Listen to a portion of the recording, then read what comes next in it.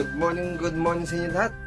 At hindi ko lang na-video yung yung pagtaka ng dishwashing kalamansi. So, yung iba tatakpan ko na. So, ngayon ginagawa ko, nag-sticker na lang ako. Mga kanapoy.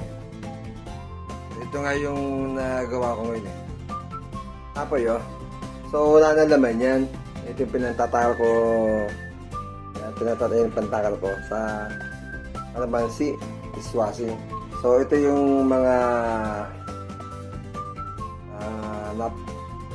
napakalan ko na. Ayan. So, ito yung pinaka-finished product. Ayan. So, meron na siyang may label na ngayon siya. Ayan. Finished product na yan. May sticker na po yan. Ayan o. Dishwashing liquid bubbles. Yan.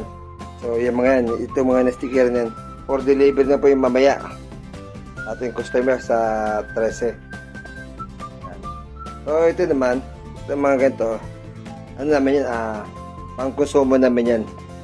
Dito sa bahay. Mga napoy. Napoy, sana sabay-bay nyo lagi ang video. So, sa aking mga content ko. So, yan. At maraming salamat sa inyong mga suporta. Yan. Kaya lang, meron tayong problema. Medyo nasuspended yata sa kay Boss Mita sa Facebook. Sa,